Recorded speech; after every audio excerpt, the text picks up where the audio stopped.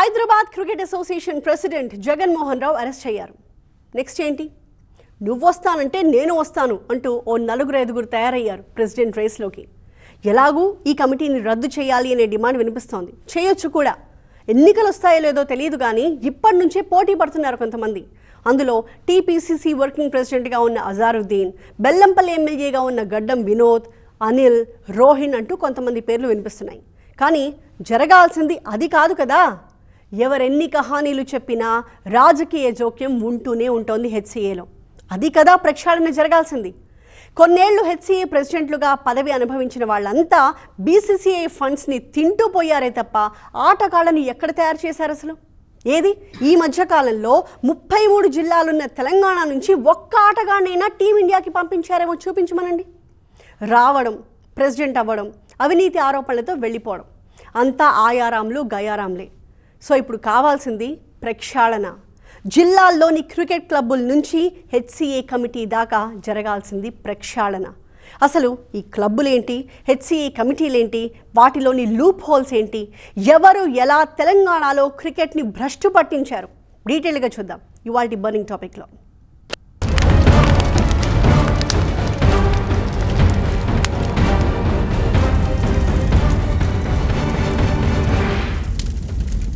Cricket అసోసియేషన్స్లో ఎక్కడా రాజకీయ పార్టీలు జోక్యం చేసుకోకూడదు. అది హైదరాబాద్ కావచ్చు, ఆదిలాబాద్ కావచ్చు, ఆస్ట్రేలియా కూడా కావచ్చు. ఎక్కడా పొలిటికల్ టచ్ అన్నదే ఉండకూడదు. పాలిటీషియన్ అనే వ్యక్తి క్రికెట్ క్లబ్బుల వైపు కన్నెత్తి కూడా చూడకూడదు. ఇంటర్నేషనల్ క్రికెట్ కౌన్సిల్ ఐసీసీ పెట్టిన స్ట్రిక్ట్ రూల్ ఇది. మరి అలా ఉందా పరిస్థితి? రాజకీయ నాయకులు వారి వారసులేగా క్రికెట్ అసోసియేషన్లను ఏలుతున్నది. ఈ విషయం తెలీదా బీసీసీఐకి? తెలుసు. అయినా సరే ఎందుకని చూస్తూ ఊరుకుంది? మీకు నిధులు ఇస్తున్నాం, కోట్లకు కోట్లు ఇచ్చాం, మరి తెలంగాణ నుంచి ఒక్క క్రికెటర్ ఎందుకు రావట్లేదు అని బీసీసీఐ ప్రశ్నించాలి కదా. హెచ్సీఏ పెద్దల్ని కాలర్ పట్టుకుని నిలదీయాలి కదా. సో ప్రక్షాళన జరగాల్సింది ఒక్క హెచ్సీఏ నుంచే కాదేమో.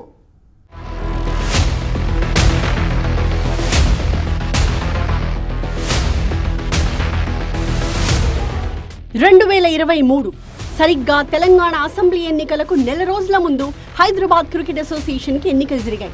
అప్పటికే అధ్యక్షుడిగా ఉన్న అజారుద్దీన్ పదవీ కాలం ముగియడం ఒక కారణం. అజారుద్దీన్పై లెక్కకు మించి అవినీతి ఆరోపణలు రావడం మరో కారణం. కారణం ఏదైనా సుప్రీంకోర్టు ఆదేశాలతో అప్పట్లో హెచ్సీఏకు ఎన్నికలు జరిగాయి. ఆ ఎలక్షన్స్లో యునైటెడ్ మెంబర్స్ ఆఫ్ హెచ్సీఏ పేరుతో పోటీ చేశారు జగన్ మోహన్ రావు. సమీప ప్రత్యర్థి అమర్నాథ్ పై జస్ట్ ఒకే ఒక్క ఓటుతో గెలిచారు. జగన్ మోహన్ రావు అంటే ఎవ్వరికీ గిట్టకపోయినా, మద్దతుదారుల కంటే వ్యతిరేకులే ఎక్కువగా ఉన్నా జగన్ మోహన్ రావే ఎందుకు గెలిచారంటే కారణం అప్పటి బీఆర్ఎస్ నాయకులే. జగన్ మోహన్ రావుకి అసలు క్రికెట్ క్లబ్బులతోనే సంబంధం లేదు. ఎన్నికలకు ఒక నెల ముందు మాత్రమే సభ్యత్వం తీసుకుని ఏడాది నుంచి తాను మెంబర్నేనని నమ్మించి హెచ్సీఏ అధ్యక్షునిగా గెలిచారు. అప్పటిదాకా తెలంగాణ హ్యాండ్బాల్ అసోసియేషన్ ప్రెసిడెంట్గా, ప్రీమియర్ హ్యాండ్బాల్ లీగ్ చైర్మన్గా, హ్యాండ్బాల్ ఫెడరేషన్ ఆఫ్ ఇండియా అధ్యక్షుడు, ప్రధాన కార్యదర్శిగా పనిచేసిన జగన్ మోహన్ రావు ఉన్నట్టుండి హెచ్సీఏ ప్రెసిడెంట్ అయిపోయారు. ఈ గత చరిత్రంతా ఎందుకు చెప్పుకోవాలంటే జగన్ మోహన్ రావు గెలుపు వెనక ఉన్నది ఒక రాజకీయ శక్తి కాబట్టి. బీసీసీఐకి కానీ దాని అనుబంధ అసోసియేషన్లకి కానీ ఎక్కడా రాజకీయాలతో సంబంధం ఉండకూడదు. ఉదాహరణకి బీసీసీఐలోనే రాజకీయ నాయకులు ఉన్నారని తెలిసిందనుకోండి, బీసీసీఐ గుర్తింపునే రద్దు చేసే అధికారం ఐసీసీకి ఉంది. ఐసీసీ నిబంధనల్లో ఇది చాలా క్లియర్గా రాసుంటుంది కూడా. కానీ ప్రపంచంలోనే ది రిచెస్ట్ క్రికెట్ బోర్డ్ బీసీసీఐనే. ఆ పేరులోనే రాజకీయ నాయకులకు కావాల్సిన వైబ్రేషన్ వినిపిస్తూ ఉంటుంది, అత్యంత సంపన్న క్రికెట్ సంఘం అని. సో బీసీసీఐని సైతం ఒక ఏటీఎంలో వాడుకుంటున్నారన్న ఆరోపణలున్నాయి. బీసీసీఐ చాలా పవర్ఫుల్ బోర్డు కాబట్టి దాన్ని టచ్ చేసే దమ్ము ఐసీసీకి కూడా లేదని చెప్తుంటారు. ఆ మాటకొస్తే ఐసీసీనే మన గుప్పిట్లో ఉందని ఒక టాక్. సో ఆవు చేలో మేస్తే దూడ గట్టున మేస్తుందా అన్నట్టుగా తయారైంది పరిస్థితి. సరే, బీసీసీఐ గురించి పక్కన పెడదాం, హెచ్సీఏ సంగతికే వద్దాం. అసలేంటి హెచ్సీఏ కమిటీ? దీనికి క్లబ్బులకి సంబంధం ఏంటి? అసలు ఈ క్లబ్బుల గోలేంటి? హెచ్సీఏ కానీ క్లబ్బులు కానీ ఏం చేయాలి అసలు? ఫస్ట్ దాని గురించి చూద్దాం. అసలు హెచ్సీఏ కింద ఉన్న క్లబ్బులకి ఉన్న లింక్ ఏంటి, అసలు క్లబ్బులు ఏం చేయాలి ఒకసారి మనం తెలుసుకునే ప్రయత్నం చేద్దాం. ఫస్ట్ చూసుకోవచ్చు, 1934లో హెచ్సీఏ ఏర్పడింది. హెచ్సీఏ ఏర్పడిన తర్వాత ఫస్ట్ 10 క్లబ్బులు ఉన్నాయి. ఆ 10 క్లబ్బుల తర్వాత నుంచి మళ్ళీ 1960లో 30 క్లబ్బులుగా మారింది. ఎందుకంటే హైదరాబాద్ని బేస్ చేసుకొని తెలంగాణ రాష్ట్ర వ్యాప్తంగా క్రికెట్ ఎక్కువగా ఆడుతున్న యువకులు ఎక్కువ ఉన్న నేపథ్యంలో క్లబ్బులు పెంచుకుంటూ వచ్చారు. సో ఇదే ఇప్పుడు హెచ్సిఏని కొంపముంచింది. ఎందుకంటే ఇప్పుడు ఈ క్లబ్బులన్నీ ఓట్లేస్తేనే హెచ్సిఏలో ఎవరు ప్రెసిడెంట్ ఉండాలి, ఎవరు సెక్రటరీ ఉండాలి, ఏ కమిటీ ఉండాలి అనేది మాత్రం ఈ క్లబ్బులు డిసైడ్ చేసే పరిస్థితి వచ్చింది. ఎందుకంటే మొదట ఆట కోసం హెచ్సిఏ క్లబ్బులు సృష్టిస్తే ఇప్పుడు ఆ క్లబ్బులే హెచ్సిఏ మీదకి వచ్చే పరిస్థితి స్పష్టంగా కనిపిస్తుంది. సో దీనికి సంబంధించి అసలు ఈ క్లబ్బుల పాత్ర ఏంటి, ఈ క్లబ్బులకు సంబంధించి పూర్తి స్థాయిలో ఈ క్లబ్బులు ఎక్కడైతే క్రీడాకారులు ఉంటారో ఆ క్రీడాకారులకు సంబంధించి వాళ్ళు ఈ క్రీడాకారులు వెలికి తీయాలి, వాళ్ళ నైపుణ్యాన్ని వెలికి తీయాలి. దానికి సంబంధించి కానీ ఈ క్లబ్బులు ఆ పరిస్థితి చేస్తున్నాయా, ఎక్కడ చేయట్లే. సో ఈ క్లబ్బులకు సంబంధించి చాలామంది బడా పారిశ్రామికవేత్తలు, ఇటు పొలిటికల్ లీడర్లు అందరూ కూడా ఈ క్లబ్బుల్లో దూరిపోయారు. ఎలా దూరిపోయారు? పూర్తి స్థాయిలో ఈ క్లబ్బుల్ని కొనుగోలు చేసి దాంట్లోకి ఎంటర్ అయిపోయారు. సో ఈ క్లబ్బుల్ని లీజుకి ఇవ్వడం మొదలుపెట్టారు. సో లీజుకి తీసుకున్నవాడు ఊరుకుంటాడా? ఎందుకంటే ఈ క్లబ్బుల్ని ఇయర్లీ 15 లక్షలకి 20 లక్షలకి లీజులు ఇచ్చిన సందర్భాలు కూడా చాలా ఉన్నాయి. అనేక విమర్శలు వచ్చిన పరిస్థితి నెలకొంది. లీజుకి ఇచ్చిన వాడు మళ్ళీ వాడు కొంత అమౌంట్ వాళ్ళకి చెల్లిస్తాడు కాబట్టి దానికి డబుల్ అమౌంట్ వాడు చూసుకుంటాడు. సో దానికి సంబంధించి పిల్లలు ఎవరైతే ఉంటారో పిల్లలకు సంబంధించి అండర్ 14 కావచ్చు, అండర్ 16 కావచ్చు, అండర్ 19 కావచ్చు, అండర్ 20 తర్వాత రంజీ. సో ఈ క్లబ్బుల్లో బెస్ట్ పర్ఫార్మెన్స్ నుంచి వచ్చిన ఎవరైతే క్రీడాకారులు ఉంటారో వాళ్ళని మళ్ళీ రంజీ ట్రోఫీకి పంపిస్తారు.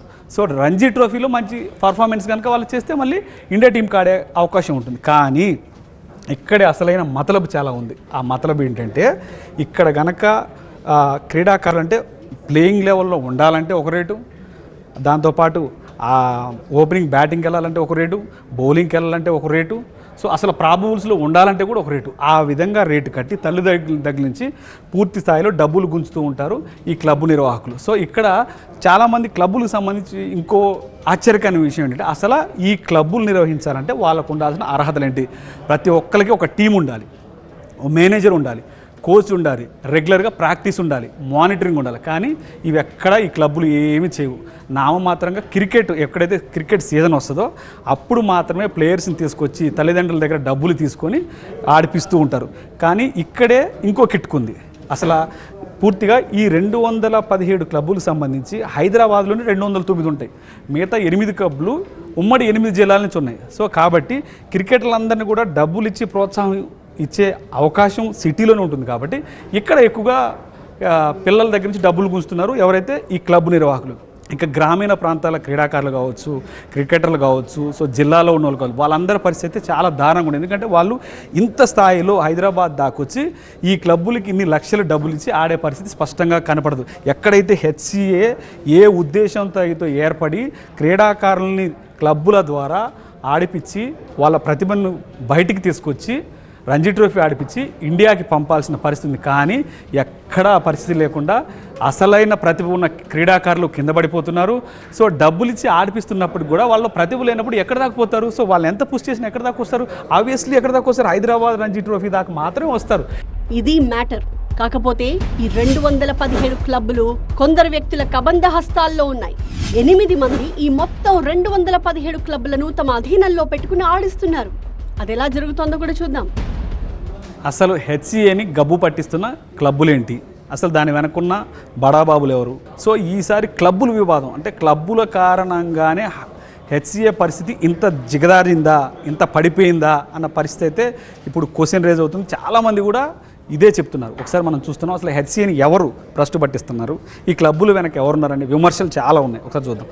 అష్టాగ్రహ కూటమి. సో ఈ 8 మంది హెచ్సిఏలో 217 క్లబ్బులు ఉన్నాయి. సో ఈ 217 క్లబ్బుల్ని ఈ 8 మంది ఏదైతే మీరు ఇప్పుడు స్క్రీన్ మీద చూస్తున్నారో, సో ఈ 8 మంది కంట్రోల్ చేస్తూ ఉంటారని ఒక ఆరోపణ ఉంది. ఎందుకంటే చాలామంది ఇది బహిరంగ రహస్యమే, కానీ చాలామంది కొంతమంది సీనియర్ క్రీడాకారులు కూడా బాధలు పడుతున్నారు. ఎందుకంటే ఈ 8 మంది చూసుకోవచ్చు: నరేంద్ర గౌడ్, విజయానంద్, శివలాల్ యాదవ్, అర్షద్ ఆయుబ్, పురుషోత్తమ్ అగర్వాల్, సురేందర్ అగర్వాల్. ఇక్కడ ఈ అగర్వాల్ ఫ్యామిలీకి సంబంధించి సో వీళ్ళు వాళ్ళ పిల్లల్ని రంజీ ట్రోఫీలు ఆడిపించడానికి ఇది ఒక క్లబ్బులు వేదిక చేసుకుని ఆడిపిస్తున్నారు అన్న ఒక వివాదం కూడా వాళ్ళ మీద ఉంది.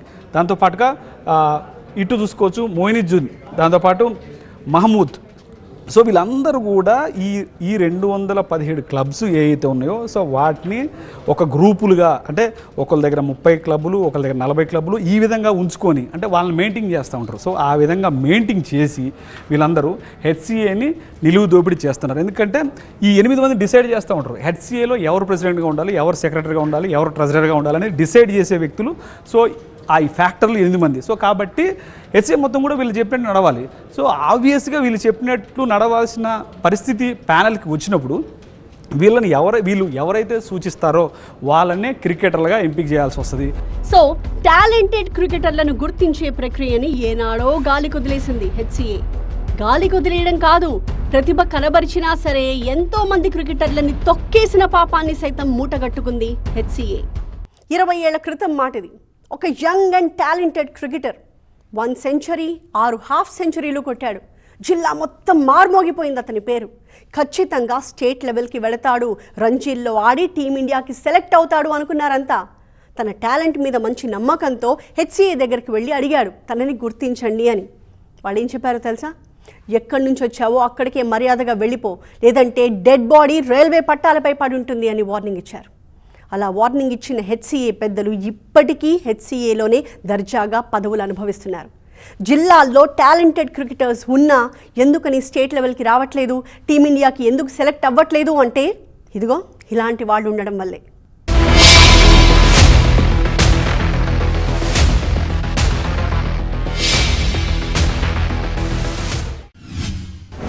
హెచ్సిఏని ప్రశ్నిస్తే వాళ్ళు ఏం చేస్తారనే ఒక భావన ఉండేది.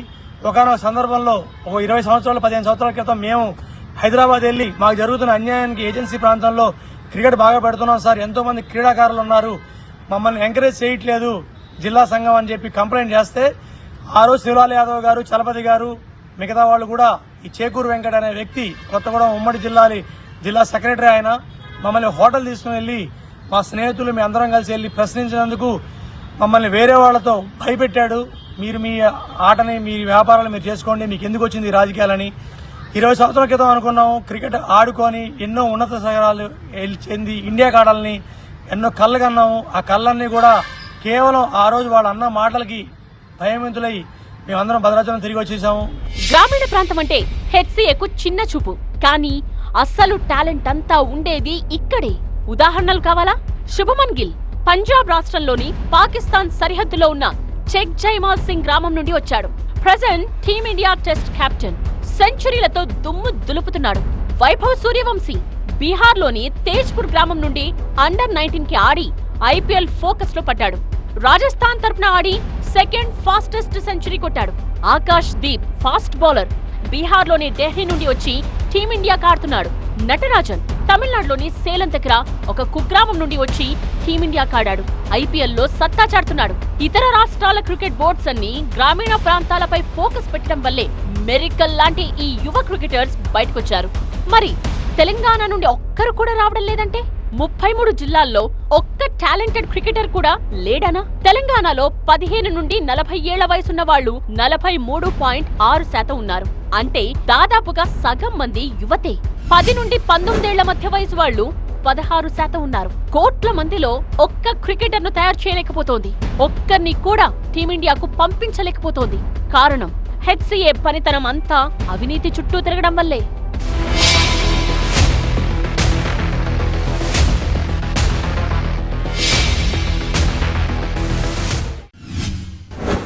గత 30 ఏళ్ళుగా హెచ్సిఏ సెక్రటరీగా, ప్రెసిడెంట్గా ఒక్క వ్యక్తే ఉన్నారు. జిల్లాలు డివైడ్ అయినా కూడా ఒక్కళ్ళే ఉన్నారు. ఈ 20 ఏళ్లలో ఖమ్మం జిల్లాల నుంచి లేదా ఇతర జిల్లాల నుంచి కూడా రంజీకి ఆడిన వాళ్ళు చాలా తక్కువ మంది ఉన్నారు. ఇలా ఈ క్లబ్బులన్నిటి కూడా హైదరాబాద్, రంగారెడ్డి చుట్టూ ఉన్న క్లబ్బులు ఎక్కువ కాన్సన్ట్రేట్ చేయడం వల్ల జిల్లాల నుంచి మంచి ప్రతిభ ఉన్న ప్లేయర్స్ ఎవ్వరు కూడా హైదరాబాద్ టీంకి కానీ, రంజీ టీంకి కానీ, స్టేట్ టీంకి కానీ ఆడే అవకాశాలు లేకుండా పోతున్నాయి. రూల్ ప్రకారం జిల్లాకో క్లబ్ పెట్టాలి, కానీ 25 ఏళ్లుగా ఒక్క క్లబ్ ను కూడా పెంచింది లేదు. 2000 సంవత్సరంలో ఎన్ని క్లబ్లున్నాయో ఇప్పుడు అన్నీ ఉన్నాయి. ఇక్కడ క్లబ్ అంటే అర్థం జిల్లాలోని కుర్రాళ్లతో క్రికెట్ ఆడించే ఒక సంఘం. అండర్-14, అండర్-16, అండర్-19, అండర్-23 ఇలా వివిధ కేటగిరీల్లో క్రికెట్ మ్యాచ్లు పెట్టాలి. ఆ మ్యాచ్ లో ఎవరు సత్తా చాటారో వాళ్లని ఎంపిక చేసి హెచ్సిఏకు పంపాలి. ఇది జిల్లాల్లోని క్లబ్లు చేయాల్సిన పని. కానీ ఒక్క జిల్లా కూడా ఈ పని చేయడం లేదు. మరి ఏం చేస్తుంటాయి ఈ క్లబ్బులన్నీ? సింపుల్. బీసీసీఐ నుండి హెచ్సీఏకి ఏటా 100 కోట్ల రూపాయల ఫండ్ వస్తుంది. ఆ ఫండ్ ని ఈ 217 క్లబ్లు పంచుకుంటాయి. పేరుకు మాత్రమే మ్యాచ్లు ఆడించామని చూపించి డబ్బు దండుకుంటాయి. నిజంగా మ్యాచ్లు నిర్వహించి ఉంటే, అన్ని జిల్లాలు సీరియస్ గా వర్కౌట్ చేసి ఉంటే ఎంతో మంది క్రికెటర్స్ తయారయ్యేవాళ్లు, మనకు కనిపించేవాళ్లు కూడా. కానీ అలా జరగడం లేదంటే అర్థం బీసీసీఐ ఇచ్చే డబ్బు కోసమే క్లబ్లు నడుపుతున్నారని. క్రికెటర్ గా మేము కోరుకునేది ఏంటంటే గ్రౌండ్స్ ని దత్తత తీసుకోవాలి, క్రికెట్ కోచింగ్ పెట్టాలి, హెచ్సీఏ మంచి వాళ్ళని నామినేట్ చేయాలి. వాళ్ళకి పొలిటికల్ బ్యాక్గ్రౌండ్ ఉంటే పొలిటికల్ బ్యాక్గ్రౌండ్గా వాళ్ళు అన్నిటిని కూడా రుబాబు చేస్తున్నారన్నమాట. క్రికెటర్ వాడిని దీన్ని స్పోర్ట్స్ సెక్రటరీగా చేయాలి. అలాగే రాబోయే నిధులు కూడా ప్రతిదీ కూడా ట్రాన్స్పరెన్సీ ఉండాలి. ట్రాన్స్పరెన్సీ లేదు. జిల్లాల నుండి యువ క్రికెటర్స్ రాకపోవడానికి కారణం అక్కడి అసోసియేషన్ల అధ్యక్షులే ఏళ్లుగా పాతుకుపోయి కూర్చున్నారు. కొత్త వాళ్లొస్తే ఒట్టు. ఖమ్మం జిల్లా క్రికెట్ అసోసియేషన్ కు అధ్యక్షుడిగా ఉన్నారు చేకూరి వెంకట్.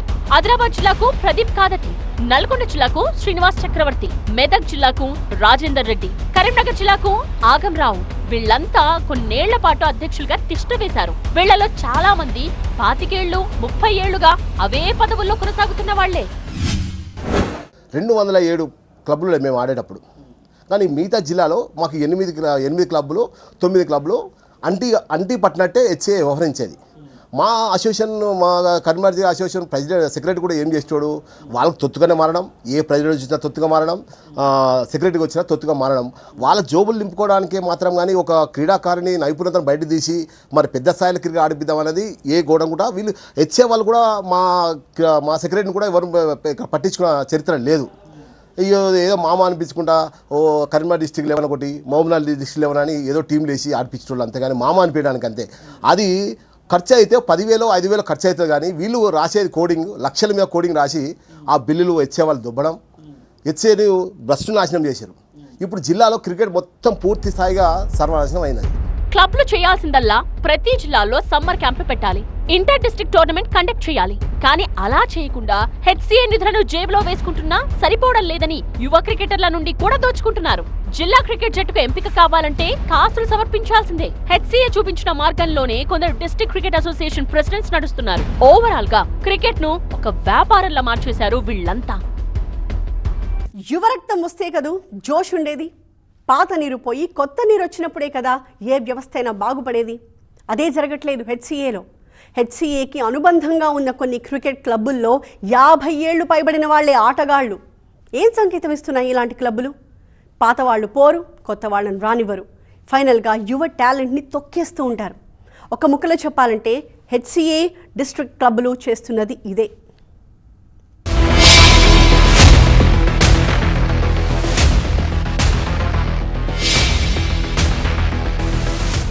చాలా మందికి గుర్తుండే ఉంటుంది, హైదరాబాద్ క్రికెట్ అసోసియేషన్ లో అవినీతి పెరిగిపోయిందంటూ 2019లో తీవ్ర ఆరోపణలు చేశారు అంబటి రాయుడు. హైదరాబాద్ క్రికెట్ జట్టుకు కెప్టెన్ గా ఉన్నారు అప్పట్లో. హెచ్సీఏలో జరుగుతున్న అవినీతిని భరించలేక వచ్చే రంజీ సీజన్ లో హైదరాబాద్ జట్టుకు దూరంగా ఉంటానంటూ ప్రకటించారు. ఇక్కడ అవినీతి అంటే కేవలం సొమ్ము నొక్కేయడమే కాదు, ఇంకా చాలా ఉన్నాయి. బహుశా అందులో పాతుకుపోయిన కమిటీ సభ్యులు కూడా ఒక కారణమే.